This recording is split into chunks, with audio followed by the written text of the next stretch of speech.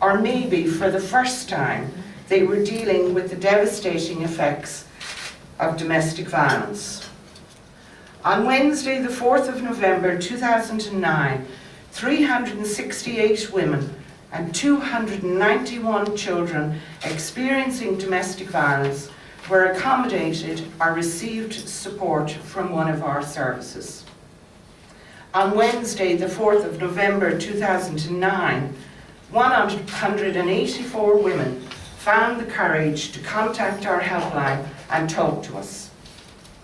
On Wednesday, the 4th of November 2009, 11 women and their 16 children experiencing domestic violence felt so unsafe they left their homes, risking homelessness and life-threatening retribution, to be admitted into refuge.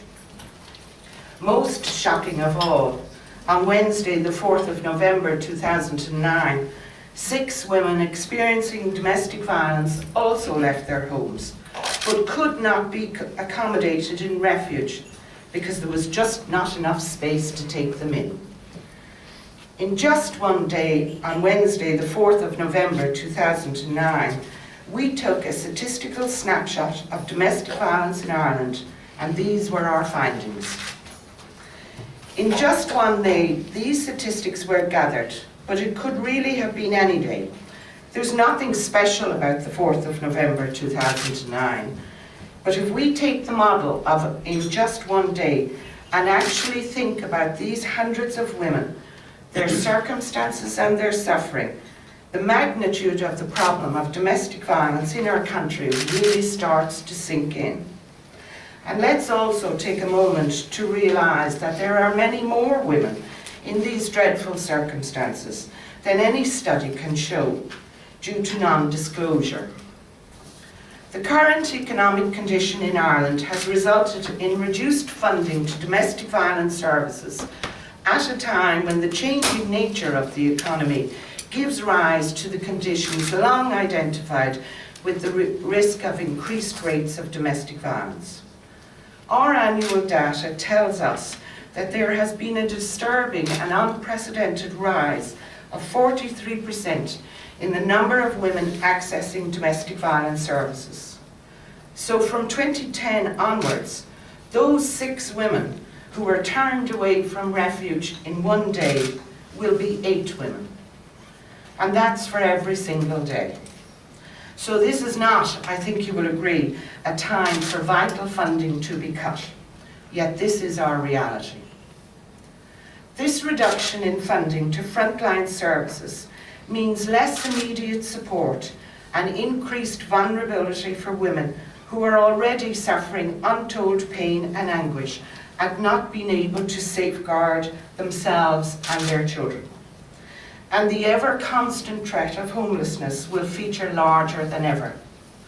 But if we want to be correct, let's make the point that women and children in situations of domestic violence are already living in a non-home, a non-safe place, which is a form of homelessness in itself. We need it to stop.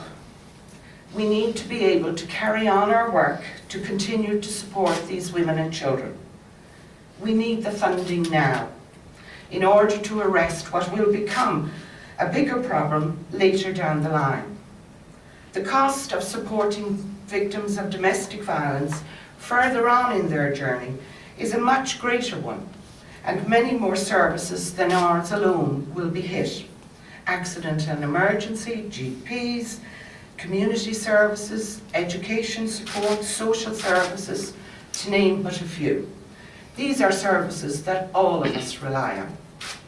If we don't have the funding to work at the front line of tackling domestic violence and supporting the victims of this debasing crime, the impact on society will widen. The social problems will become increasingly insurmountable. So it is with an emphatic urgency that we present our important findings to you today of what happened in our domestic violence support services on the 4th of November 2009, so that we can at least continue in our dialogue. This dialogue, we believe, is needed to enact positive social change and turn around the pattern of domestic violence that is on the rise in this country. Thank you.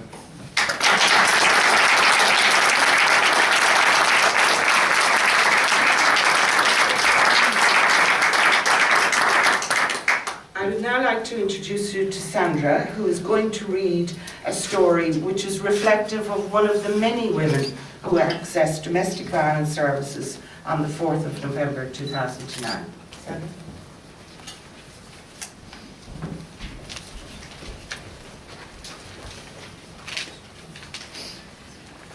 On the 4th of November 2009, I came into the refuge.